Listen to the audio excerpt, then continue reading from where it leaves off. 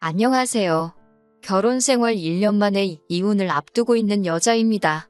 돈이 웬수인 건지 아니면 남편의 자격지심이 문제인 건지 이렇게 결혼 생활이 끝나버릴 줄은 상상도 못했습니다. 24살의 친구 소개팅으로 동갑내기인 남편을 만나게 되었습니다. 둘 다 어렸으니까 당연히 결혼을 목적으로 만난 건 아니었고 가벼운 마음으로 만난 사이였습니다. 당시 저는 졸업을 앞두고 있었고 남편은 군대에서 전역해 3학년이었어요. 1년 정도 사귀다가 저는 유학을 갔고 남편은 졸업을 했습니다. 그 무렵에는 제가 귀국을 할지 안 할지 정해지지가 않아서 헤어진 것도 사귀는 것도 아닌 애매한 사이로 지내고 있었어요. 그러다 제가 대학원을 마치고 한국으로 취업을 하면서 귀국을 했고 남편도 그 사이에 직장을 잡았습니다.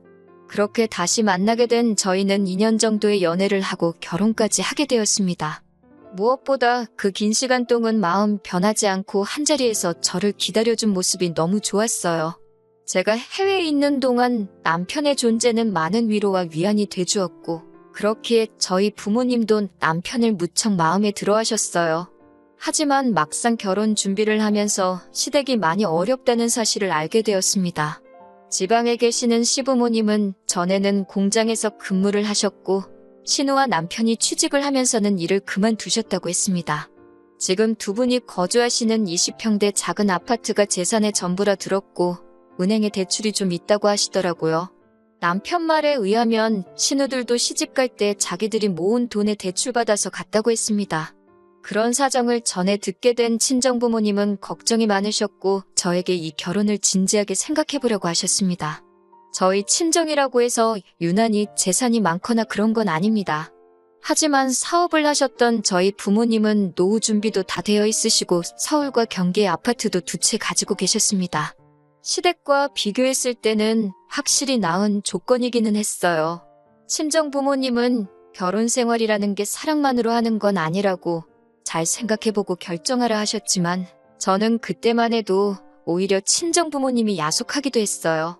돈이라는 게 있다가도 없고 없다가도 있는 거라고 생각했고 아직 저희 둘 다 젊으니까 앞으로 열심히 벌고 모으면 된다고 생각했지 시댁의 경제 상황이 저희 부부에게 어떤 큰 영향을 끼칠 거라고는 생각지 못했거든요. 친정부모님은 제가 남편을 얼마나 사랑하는지 아셨기 때문에 이 결혼 못 시킨다라고 끝까지 말리시진 못하셨고 결국 허락해 주셨습니다.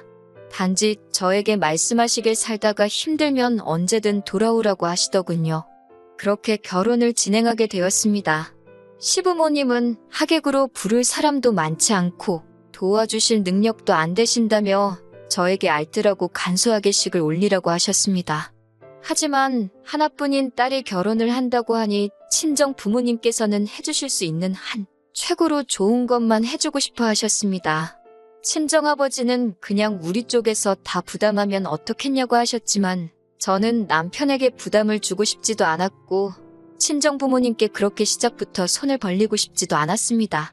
그래서 결국 시부모님이 처음에 말씀하셨던 대로 간소하고 조촐하게 식을 올렸습니다.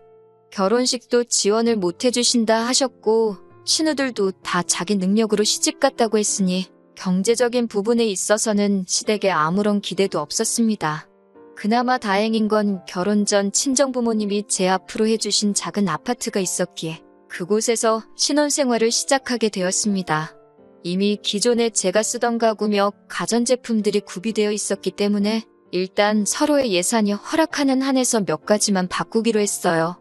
그리고 여기까지도 저는 아무런 불만도 없었습니다.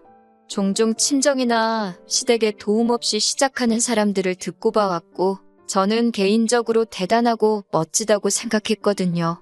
그에 비해 저희는 집도 준비되어 있었고 그 때문에 아낄 수 있는 부분이 많았기 때문에 여러모로 이미 유리하게 시작해서 다행이라고 여겼습니다. 하지만 제가 시댁에 바라는 게 아무것도 없었음에도 불구하고 결국엔 돈 때문에 시부모님과 안 좋아지게 되었습니다. 저희 집들이 때였어요. 지방에 계신 시부모님도 올라오셨고 신우들도 왔어요. 제가 미리 준비한 음식 몇 가지와 배달 음식을 더해 한상 차렸고 다들 맛있다고 준비하느라 고생했겠다고 한마디씩 해주었습니다. 다들 하오 웃고 분위기도 괜찮았어요. 그러다 시어머니가 저희 집 TV를 보더니 TV가 너무 좋다 하시면서 우리도 TV를 바꿔야 되는데 그러시더라고요. 그러자 신우들도 맞아. 엄마 집 TV 너무 오래됐지. 전에 보니까 TV 바꾸긴 해야겠더라 하며 한마디 더 하더라고요. 저는 그게 저희한테 하는 말씀일 거라고는 상상도 못했습니다. 단지 속으로 저번에 갔을 때 화면 잘 나오고 소리 잘 나고 멀쩡해 보였는데 그 사이에 고장이라도 났나? 생각만 했어요. 그래서 시어머니께 TV가 왜요? 고장났어요? 라고 물었더니 시어머니가 저를 보면서 고장난 건 아닌데 니네 TV 보니까 좋아 보여서 그랬다 그러시더라고요. 그리고 결혼하면서 저희 친정아버지가 제 차를 바꿔주셨거든요. 남편은 연애할 때부터 차가 없어서 늘 제 차를 함께 썼고요. 아무튼 시부모님이 안 주무시고 바로 내려가신다 하시길래 그럼 제가 역까지 모셔다 드린다고 했습니다. 그렇게 시부모님을 차에 태워드렸는데 이번에는 연신차가 너무 좋다 하시면서 우리도 차 바꿔야 되는데 또 그러시더라고요. 제가 뭐 딱히 할 말도 없고 그래서 전 그냥 운전만 하고 있었습니다. 다만 아까 TV도 그렇고 왜 자꾸 저런 말씀을 하시지 싶기는 했어요. 집들이를 하고 며칠 지났을 때였어요. 남편이 우리 요즘 여유자금 좀 있나? 하고 물어보더라고요. 제가 조금 모아둔 돈이 있긴 한데 왜? 라고 물어보니까 아니 그럼 우리 이번에 부모님 TV 좀 바꿔드릴까? 그러더라고요. 그래서 제가 신혼인 우리가 그걸 왜 바꿔드려? 아직 우리 거 살 것도 많은데 그랬어요. 그러자 남편이 그때 시어머니가 갖고 싶어하는 거 저도 받지 않냐면서 그냥 하나 효도한다 생각하고 사드리면 안 되냐고 그러더군요. 그래서 제가 능력되면 자기가 자기 돈으로 바꿔드리라고 나는 그럴 능력이 안 된다고 그랬습니다. 그리고 그럼 우리 부모님은 뭐 해드릴 건데? 라고 물었어요. 그러자 장인 장모님은 돈 많으시잖아? 그러는 거예요. 제가 그래서 양쪽에 똑같이 할 거 아니면 싫다고 했어요. 남편 기분이 안 좋아 보였지만 저도 기분이 안 좋았기 때문에 더 이상 아무 말도 안 했습니다. 결혼 전부터 남편이 시댁에 한 달에 얼마씩 보내고 있는 건 알고 있었습니다. 하지만 남편이 없는 형편의 아들 서울로 대학 보내고 매달 얼마씩 지원해 주신 게 감사해서 이 정도는 해드리고 싶다고 했기에 저도 그 부분에 있어서는 아무 말도 하지 않았고 그만하게 하지도 않을 예정이었어요. 사실 남편 논리대로면 저희 부모님도 돈이 남아 돌아서 저 대학 보내고 유학 보내주신 건 아니니까 평생 열심히 아끼고 모으신 걸로 해주신 거니까 저도 남편 생각처럼 친정에 돈도 드리고 싶지만 저희 친정 부모님은 제가 잘 사는 게 중요하다고 당신들은 신경 쓰지 마시라 하셨거든요. 하지만 뭐 그거야 가족마다 사고방식이 다를 수 있으니까 시댁이 잘못됐다고 생각하지 않습니다. 하지만 적어도 남편과 제가 가정을 이뤘으니 지금부터는 양쪽에 엇비슷하게 해야 된다고 생각하거든요. 그러다 얼마 전에는 남편이 시어머니에게 골프클럽을 사드리자고 하더군요. 그래서 제가 웬 골프채? 라고 물었어요. 그러자 남편 하는 말이 시어머니가 저희 어머니가 골프 치는 걸 아시고서는 당신도 배우고 싶다 하셨다는 거예요. 그래서 뭐 배우시는 건 상관없는데 골프클럽을 왜 우리가 사드려야 되는 거냐고 하니까 그럼 골프채도 없이 골프를 어떻게 배우냐고 하더라고요. 그래서 제가 아니 골프클럽을 살 돈이 없으시면 앞으로 골프는 어떻게 치시냐고 필드 나가고 하는 것도 다 돈 든다고 그랬어요. 그러니까 저더러 사주기 싫으면 싫다고 하지 사사건건 트집 잡으면서 뭐 그런 것까지 따지냐고 그러는 거예요. 하지만 저는 사람이 취미생활이건 뭐건 자기 능력껏 해야 된다고 믿거든요. 냉정하게 말해서 저는 저희 시어머니가 골프를 취미생활로 즐기실 여력이 없다고 생각하고요. 그래서 나는 못 사드려 그러니까 자기가 하나 사드릴 수 있으면 사드려 그랬습니다. 그런데 남편도 자기 돈으로 사주기는 아까운지 제가 그렇게 말하면 꼭 안 사드리더라고요. 아무튼 그 일이 있은 뒤 저도 마음이 편치만은 않아서 친정어머니께 이런 일이 있었다 말씀을 드렸습니다. 그러자 친정어머니는 그냥 하나 사드리지 그러냐고 하시더라고요. 그래서 제가 나는 이게 이번이 처음이 아니다. 앞으로 이런 일이 번번이 있을까봐 걱정이 된다고. 그리고 앞으로 우리도 애 낳고 하면 돈 들어갈 일이 투성이니까 미리 준비도 해야 돼서 안 될 것 같다고 그랬습니다. 친정어머니도 제 말에 동의하시고 이해해 주셨지만 그래도 시어머니와 제가 괜히 껄끄러워질까봐 걱정하시는 눈치셨어요. 친정어머니는 저에게 그러면 엄마가 쓰던 골프클럽이라도 일단 가져다 드릴래? 그러시는 거예요. 취미로 배워보신다는 거니까 한번 해보시고 정말 재밌으시면 그때 사는 걸 생각해도 되지 않겠냐고요. 제가 생각해봐도 좋은 생각인 것 같아서 그러겠다고 했어요. 그리고 남편에게 이 소식을 전했습니다. 그러자 남편이 난리가 났어요. 시어머니를 거지로 아냐면서 어떻게 장모님이 쓰던 걸 시어머니를 가져다 줄 생각을 하냐고요. 제가 우리 형편에 당장 새 것 싸드릴 능력은 안 되니까 나는 좋은 마음으로 가져다 드리려는 건데 뭘 그렇게 난리냐고 그러니까 자기는 자기 엄마가 불쌍해 죽겠대요. 고생고생해서 자기를 이만큼 키워놨는데 자기는 효도도 마음대로 못한다면서 너무 죄송스럽고 미안하다는 거예요. 그 말을 듣고 있는데 어이가 없더라고요. 그러면 결혼은 뭐하러 했냐고 그냥 시어머니 옆에서 효도나 하고 살지라며 제가 뭐라고 했습니다.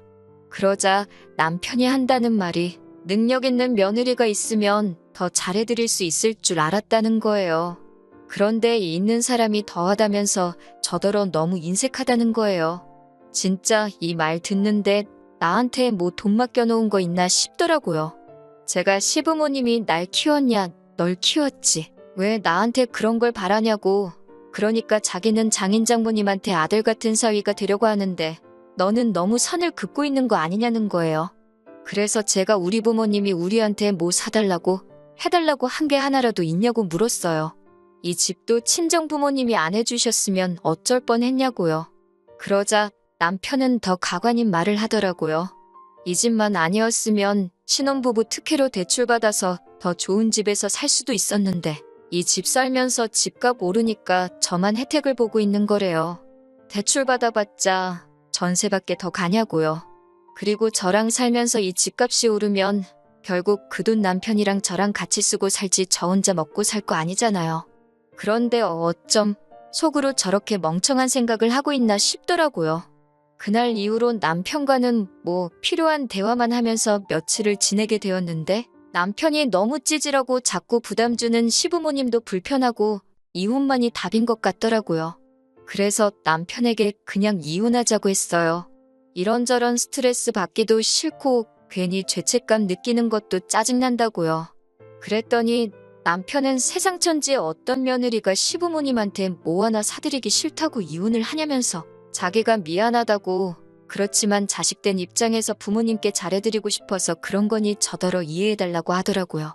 그렇게 사과 같지도 않은 사과를 하면서 자꾸 스스로 합리화시키는 남편을 보니 더 정이 뚝 떨어졌습니다. 그래서 이혼을 하려고 알아보니 이런 사유로는 이혼을 하기가 쉽지 않았습니다. 그래서 집을 팔려고 내놨어요. 그러자 남편이 그러면 우리는 어디 가서 사냐고 하길래 나는 친정에 들어갈 테니 당신은 당신 알아서 하라고 했습니다. 남편은 어이없어 했지만 이 집은 전적으로 제 것이니까 남편의 동의 같은 건 애시당초 필요하지도 않았어요. 며칠 전에는 남편이 죽어도 안 나간다고 버티길래 결국 경찰까지 불렀습니다. 결국 남편은 저에게 독한 여자라며 치사하고 더럽다고 시댁으로 갔고 이 상황을 알게 되신 시부모님이 저에게 전화를 걸어 막말과 악담을 퍼부으셨습니다. 그건 고스란히 녹음되어 제가 가지고 있습니다.